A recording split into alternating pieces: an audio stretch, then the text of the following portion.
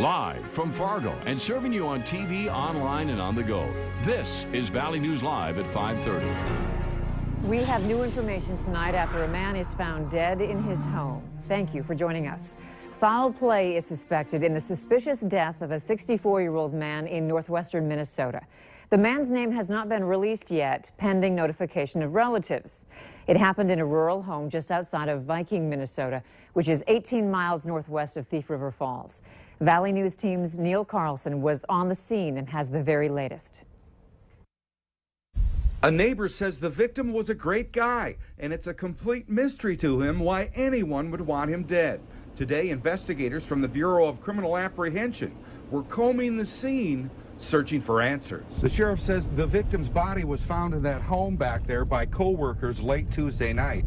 The victim had apparently not showed up for his work at DigiKey in nearby Thief River for the past 2 days. Is it clear whether the victim died of gunshot wounds or stab wounds? Not at this time, it's not. We do not know what the cause of death is. The body has gone over to Grand Forks medical examiner, and they'll be doing the autopsy there. It appears to be a suspicious death, though? Does appear to be a suspicious death, yes. Did he live with anyone? No, lived by himself.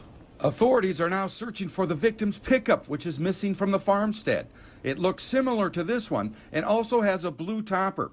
It's a 1998 Chevy extended cab pickup with Minnesota license number 742HLK. His pickup's missing. Anything else? Just his pickup as far as we know right now. Minnesota BCA has been out there.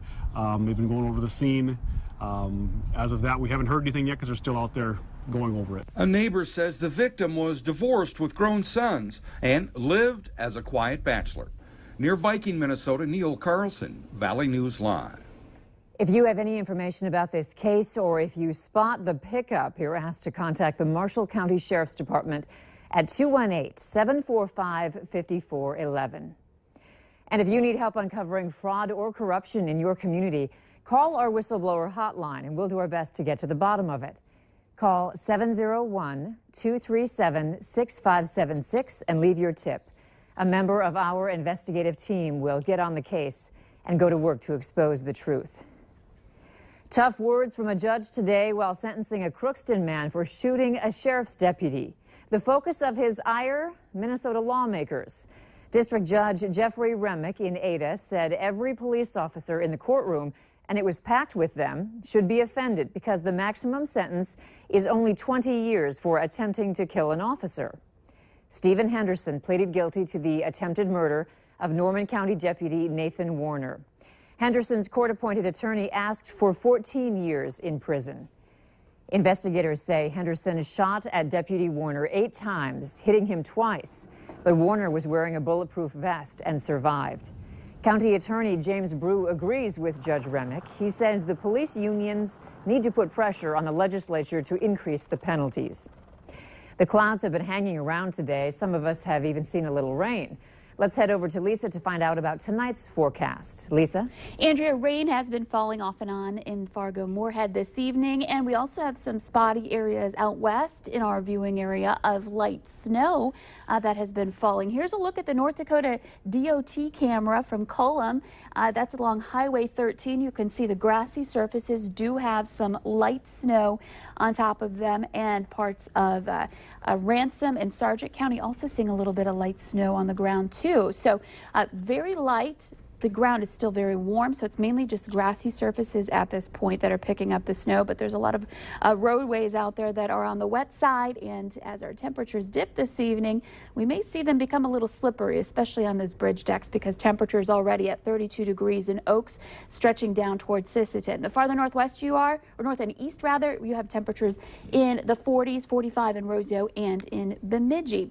Moving through the overnight and into tomorrow morning, we'll see our chances for rain and even a couple of snowflakes continue, at least into the early part of the day tomorrow, and temperatures again right at that freezing mark to start off our day. So we'll let you know when we'll be warming up and when this will be winding down coming up in just a few moments. All right, thanks so much, Lisa. You bet. We have good news tonight regarding a missing Fargo teenager. Fargo police have confirmed that Ariana Poitra, who had been missing for nearly 2 weeks, is back at home safe with her family. The 14-year-old was last seen on March 5th. Investigators did not release details about whether or how, where or how she was found. Meanwhile, the Lisbon Police Department says it's still looking for a missing girl there, and officers want your help to bring her home. Alexis Heldenbrand may be a runaway and could be in the Fargo-Moorhead area or near the White Earth Indian Reservation. She was last seen on March 6th. School administrators in Minnesota say they'll take whatever they can get, but they don't seem overly excited about Governor Mark Dayton's proposal to increase funding for K-12 education.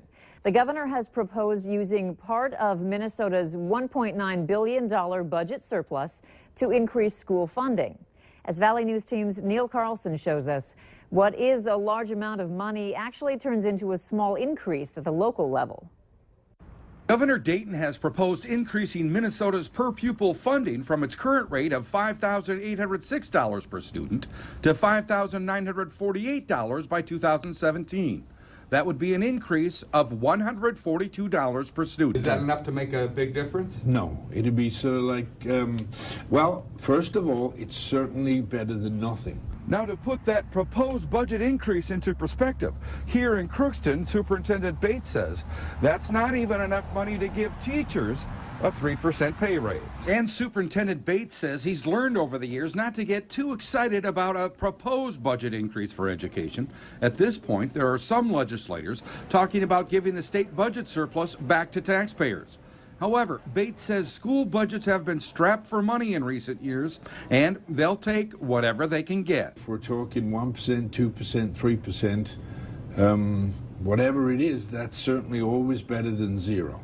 And it takes budget cutting and all those nasty things out of play, because that's not what schools want to be doing. Bates says the governor's proposed budget also increases funding for some other areas of education that could free up more money for the school district. But at this point, he'll just have to wait and see what the legislature does with the governor's proposal. In Crookston, Neil Carlson, Valley News Live. Governor Dayton's budget would also include $367 million to make child care more affordable for middle and low-income families. And if you'd like to learn more about the governor's proposed budget, we have it online. Just go to valleynewslive.com and click on this story. Tonight is the last night the Fargo School Board is talking about school boundaries. And if you would like to attend the meeting, it will be held at Centennial Elementary from 6 to 7 o'clock. What a journey. The MSUN men's basketball team and their fans are celebrating a big win. For the first time ever, the Dragons are headed to the Elite Eight of the Division II tournament. The Dragons beat Northwest Missouri State in a close one, 47-42, for the Central Regional Men's Basketball Championship last night in Sioux Falls. MSUM now goes to the Elite Eight, which starts a week from today in Evansville, Indiana, where the Dragons will play Bellarmine out of Kentucky.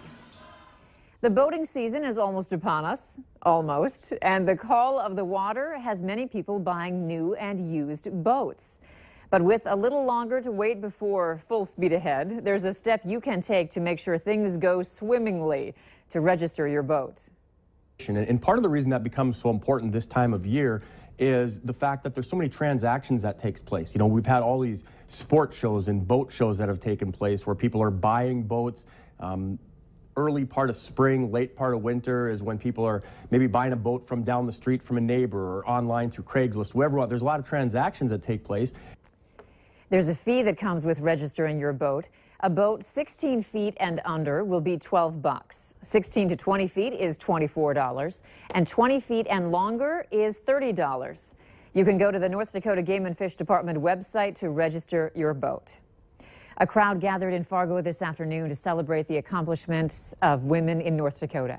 The annual Leading Ladies Luncheon is hosted by the Center for Technology and Business to celebrate Women's History Month. I had the pleasure of moderating again this year. 5 female leaders shared their backgrounds, inspiring stories, and words of wisdom with the audience.